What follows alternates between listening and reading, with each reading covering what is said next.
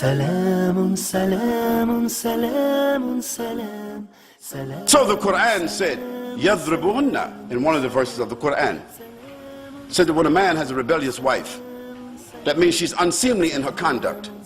She come and go, she comes late at night, she does this, she disrespects, so forth. The Prophet ﷺ said, he said, admonish her. That means talk to her. Give her admonition. Tell her how you displeased with her conduct. Warn her, tell her don't do that anymore. Then he says after that, separate from her bed. Separate from the bed. He didn't say separate from the house, separate from the bed.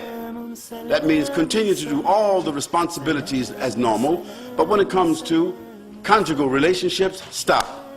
Don't sleep with her. As a matter of fact, sleep in the same room, but don't sleep in the bed. That means no sex. That's hard. That's just as hard for the man as it is for the woman.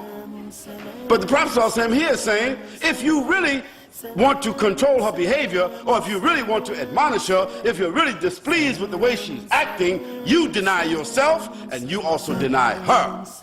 SubhanAllah. Then he says that if she continues even after that, then the Quran says, يَضْرِبُهُنَّ. It says, apply light corporal punishment. What's the context to it? It must not swell.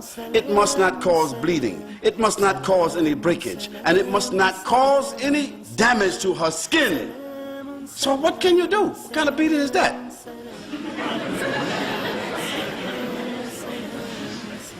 Secondly, it must not be on any one of her parts of her body, okay, which are the sensitive parts of her body. So what kind of, where that could be? In the bottom of her feet?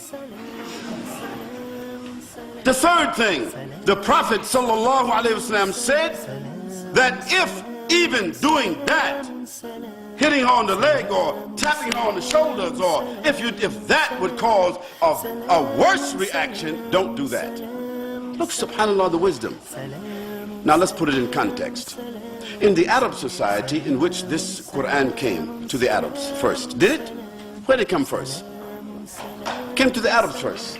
So in their society it was considered something of urf. How many Arabs here know the word urf? Urf. Common usage. Huh? Custom. So among the Arabs, this issue, يَضْرِبُهُنَّ, it was consistent with the urf of the Arabs of that day. It was not outside of the context. It was not abnormal. So when Allah said يَضْرِبُهُنَّ, to them it was something to modify. Because the Arabs in that day, maybe they just take something like this and beat the wife with it. Or maybe in that day, the man, he had something like this here to beat the wife with. See, so Allah subhanahu wa ta'ala is modifying their behavior, and he's saying يَضْرِبُهُنَّ خَفِيفًا, very light. And the Prophet ﷺ is saying that even in doing it like that, if you don't think you can correct her behavior, because she's getting even more wilder, more arrogant, more boisterous, even from that, don't even do it. Because today, different reactions could happen. If a man separates from the bed, the woman, she might get crazy. If he touch her, she might get more crazy. She might pull out a gun and shoot him. Or she might wait till he go to sleep and do something that other lady did. So if you could anticipate a reaction like that, that would be worse.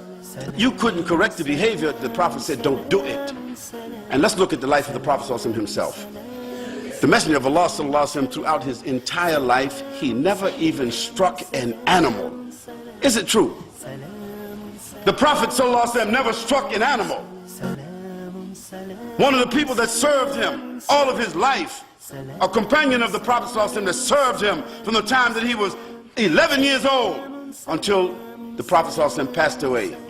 He said, I served the Prophet ﷺ throughout his entire life, and he never even said to me, oof. He never even said to me, why you didn't do that? How come you so-and-so? You know, somebody's serving me. And he forgot. I said, what's wrong with you? Didn't I tell you so-and-so? That'd be most of us. The Prophet ﷺ, he never even said to that person, how come you didn't do that? What's wrong with you? That person served him for over 40 years, and the Prophet ﷺ never said that. The third thing, the Prophet ﷺ, he never ever laid his hands on his wife except in a way of kindness in a way of showing mercy or in a way of dignity or decency. And there was never in the life of the Prophet ﷺ any complaint by any wife. During the time of the Prophet ﷺ, no companions came, no female companions came and said, "Oh, Prophet ﷺ, your companions who are our husbands, they are beating us and they are this and they are that." No, this wasn't among the Prophet ﷺ's time. This wasn't done because he did not approve it. So even though the Quran, based upon the urf of the Arabs, even though the Quran said this, the Prophet himself, what did he do? He didn't do it. He wasn't disobedient to God. It was just that the Quran says certain things for us as a last resort that